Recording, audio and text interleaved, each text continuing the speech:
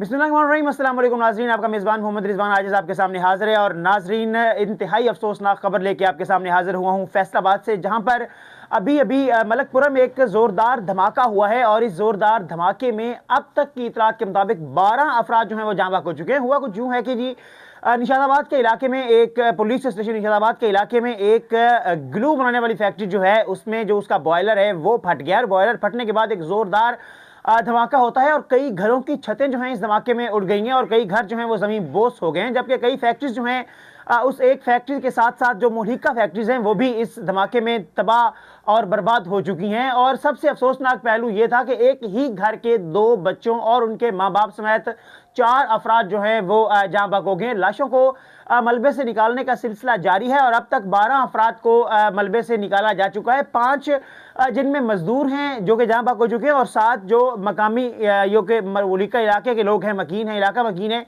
वो भी जो हैं इस धमाके में मारे जा चुके हैं। और उसके अलावा 8 अफराद के अभी तक जख्मी होने की इतलात हैं। जबकि दीगर जो हैं जिनको निकाला जा चुका है उनमें 8 जख्मी हैं, जबकि दीगर जो हैं अभी तक मलबे के नीचे दबे हुए हैं। और जो रेस्क्यू टीमों के साथ साथ जो मकामी लोग हैं, इलाका मकीन हैं, उनकी जानिब से भी अपनी मदद आपके तहत रेस्क्यू ऑपरेशन जारी है और लोगों को मलबे से निकालने का सिलसिला जो है वो इस वक्त जारी है। और मुतअद्दिद अफराद जो है उनको निकाला जा चुका है और दीगर को निकालने का सिलसिला जारी है। और इस तरह के जो वाकयात हैं वो इंतहाई अफसोसनाक है। फैसलाबाद में फैक्ट्रीज का आबादियों के अंदर होना सबसे बड़ा सवाल का निशान है। वाकया के बाद डीसी फैसलाबाद जी पहुंचे, तकरीबन 2 घंटे ताखीर से डीसीओ फैसलाबाद जो है वो मौके पर पहुंचे हैं। पूरे शहर में धमाके की आवाज़ सुनी गई है, लेकिन डीसीओ साहब जो हैं उनको इसका इल्म नहीं हो सका। और तकरीबन जो रेस्क्यू ऑपरेशन है वो भी 7 बजे के बाद उसका भी आगाज़ हुआ है, यानी कि रेस्क्यू टीमें भी ऐन वक्त पर मौके पर नहीं पहुंच सकी। अगर मौके पर वक्त पर रेस्क्यू ऑपरेशन का आगाज़ हो जाता तो जो ये हलाकतें हैं उनमें